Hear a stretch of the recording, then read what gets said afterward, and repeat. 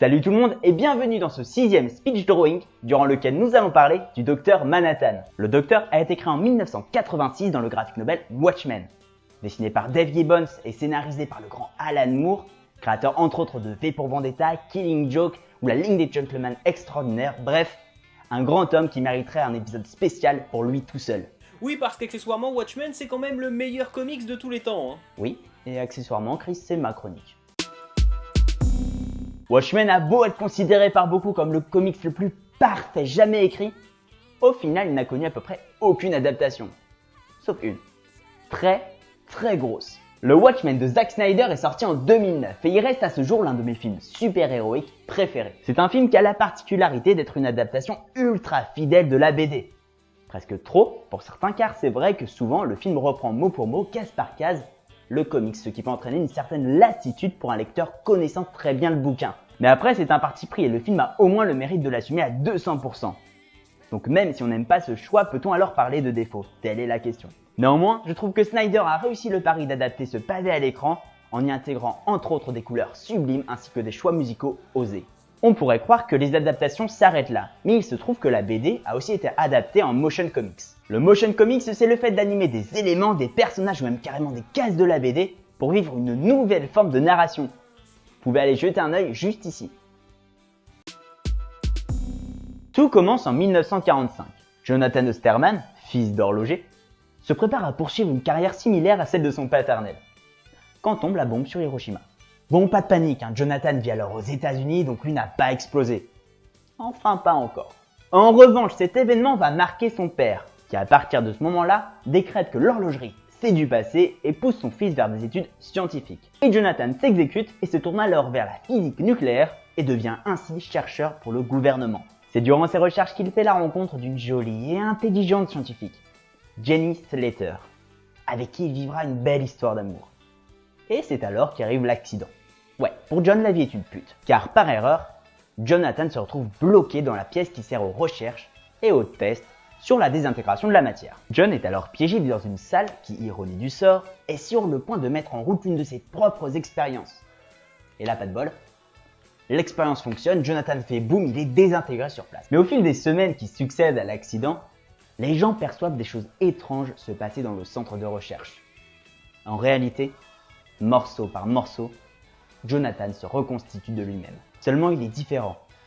À présent, il est omnipotent, omniscient. Il assiste au passé, au présent, au futur, au même moment, il est devenu le Docteur Manhattan. Très vite, il va incarner différentes valeurs.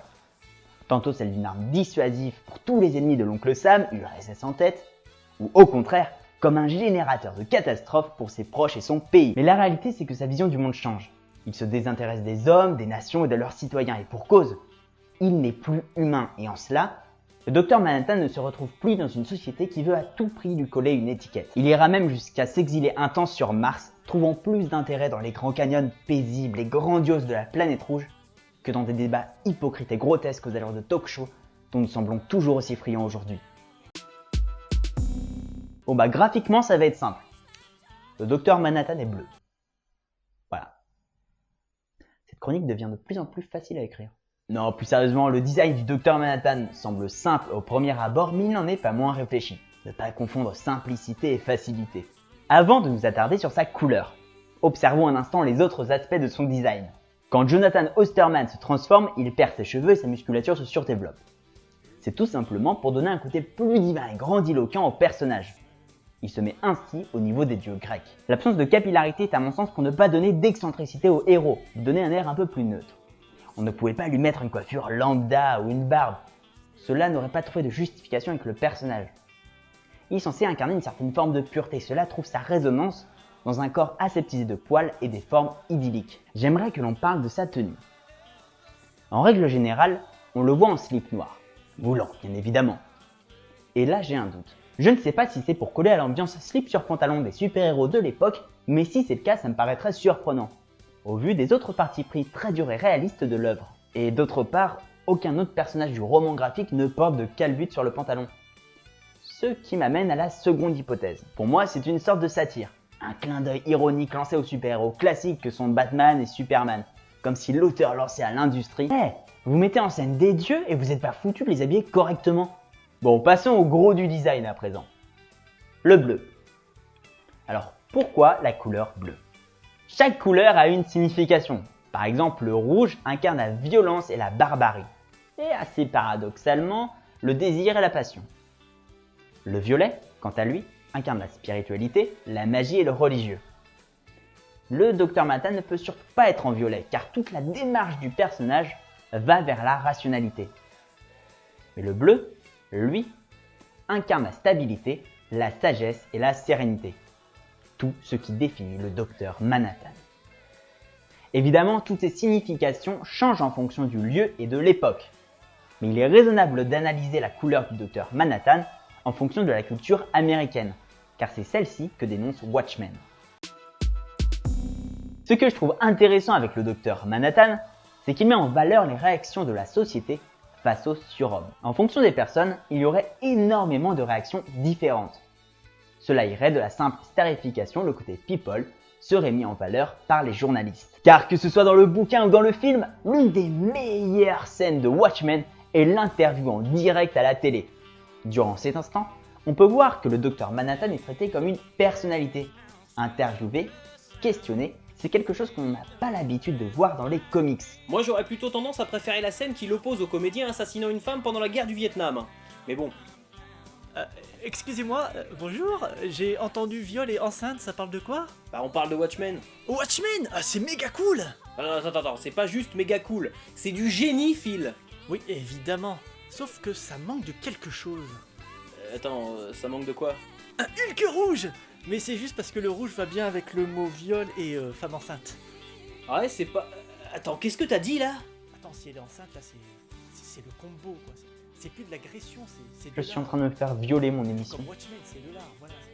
L'une des visions que met en valeur le personnage, c'est la volonté d'un super-héros national, pour peut-être l'obliger moralement à rester sur Terre. D'ailleurs, une phrase met cela en valeur. Le surhomme existe et il est américain. Une citation qui se transformera pour devenir Dieu existe et il est américain. Ce qui nous amène au côté religieux que pourrait incarner un super-héros dans le monde réel. Qu'est-ce qui empêcherait une religion de se fonder autour de l'un de ces hommes? Bon, certes, c'est quelque chose que l'on ne voit pas trop dans Watchmen, mais la notion de divin est très présente. Que ce soit dans la symbolique de la résurrection du héros, ou tout simplement quand Manhattan émet l'hypothèse qu'il peut créer la vie ailleurs dans l'univers. Pour conclure, le Dr Manhattan a été créé pour donner une vision idyllique et quasi divine au surhomme. Un protecteur universel et inébranlable, cela nous l'avons vu en étudiant son design. Mais ce que nous montre Watchmen avec le Dr Manhattan, c'est que même quelqu'un de tout puissant ne peut se détacher de l'impact qu'il aura sur la société.